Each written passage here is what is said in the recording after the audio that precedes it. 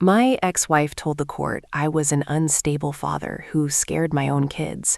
She almost won until my lawyer pressed play on a single recording. You could hear the judge's pen stop moving. My name is Daniel Mercer, and according to my ex-wife's court filing, I was a danger to my own children, financially irresponsible, emotionally volatile, and unfit to keep my house.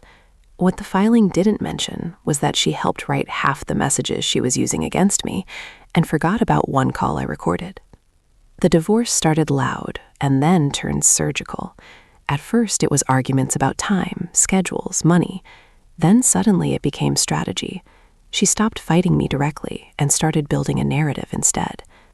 Her lawyer filed for primary custody and exclusive rights to the house, the same house I paid the mortgage on for 11 years. Her claim said I was intimidating and unstable. I remember reading that line twice and actually laughing, not because it was funny, but because it was so calculated. We hadn't just lived together. We'd run a system. I handled finances and logistics. She handled school coordination and activities. There were shared calendars, shared folders, shared everything. If I was unstable, then I was the most organized, unstable man alive. But accusations don't need truth at the beginning. They just need momentum. The first punch landed during the temporary custody hearing. She cried on cue. Not messy, controlled crying, the kind that doesn't break your voice. "I am afraid of his temper," she said softly. My attorney leaned over and whispered, "She's performing." The judge granted temporary split custody, but restricted overnight swaps to supervise transitions for now. That was her first win. Outside the courtroom, she didn't look scared at all. She looked satisfied. That's when I stopped reacting and started documenting every pickup, every call, every change request, dates, times, screenshots, not because I planned revenge, but because patterns matter. 3 weeks later, her strategy escalated.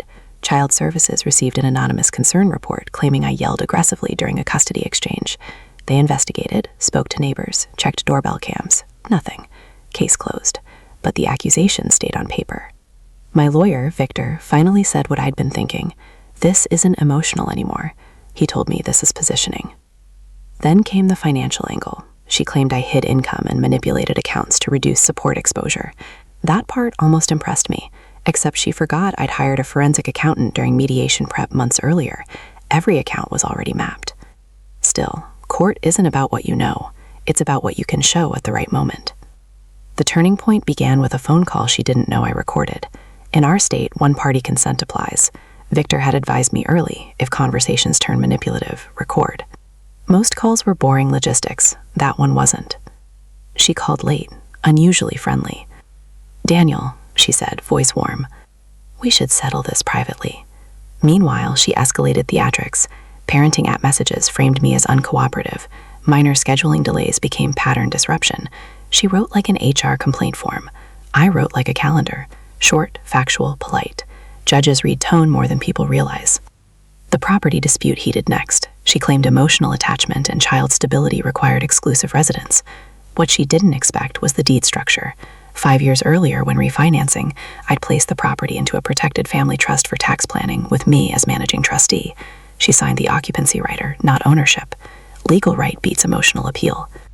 Still, her attorney pushed hard. Sympathy arguments land well if uncontested. Court day arrived for the expanded custody and property hearing. She came in soft colors, minimal jewelry, visual strategy again. I came in a navy suit and a binder. Victor whispered, "Today we don't defend, we reveal." Her lawyer opened with impact language, emotional risk, behavioral unpredictability, protective parenting. Then Victor stood. "No cross-examination yet," he said calmly. "We'd like to introduce an audio exhibit first." Permission granted. He pressed play. Her voice filled the courtroom speakers, clear, relaxed, confident. "If you agree to give me the house, claim I'll drop the behavior allegations. They're just leverage anyway."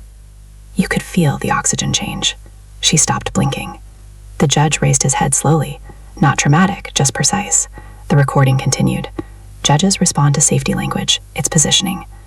Victor stopped playback. "No further questions on credibility at this time," he said. Her attorney looked like someone unplugged his script. The judge asked one thing. "Is that your voice, ma'am?" She tried the worst possible move, partial denial. "That conversation is being taken out of context." Victor replied smoothly. "We're happy to play the full version." They declined. From that moment, momentum reversed. Not loudly, structurally. Her behavioral claims were reclassified as litigation tactics. The anonymous complaint timing was reconsidered. Her credibility rating dropped in the judge's notes, and that matters more than speeches. By afternoon ruling, custody shifted to majority with me. No supervision language, no behavioral flags. Then came the property decision. Trust structure upheld, occupancy rights temporary, house claim denied. She didn't cry this time. Outside the courthouse, she finally dropped the performance mask. "You recorded me," she said flatly. "Yes," I answered. "That's low.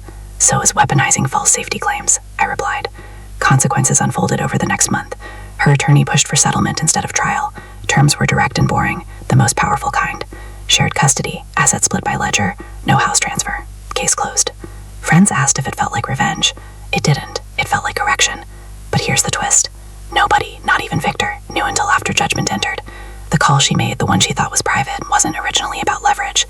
2 weeks before that conversation, she had already signed a preliminary agreement with a litigation financing group, a firm that funds aggressive custody cases in exchange for settlement percentages. They require proof of strategic pressure tactics, meaning she wasn't just improvising, she was auditioning.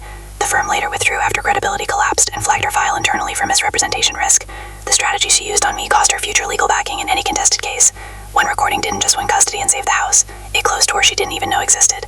Documentation beats drama every time. The ex-wife wasn't just bluffing. She was trying to impress a litigation funding firm with tactical accusations. The recording not only destroyed her custody case, but got her flagged and rejected by the very group financing her strategy.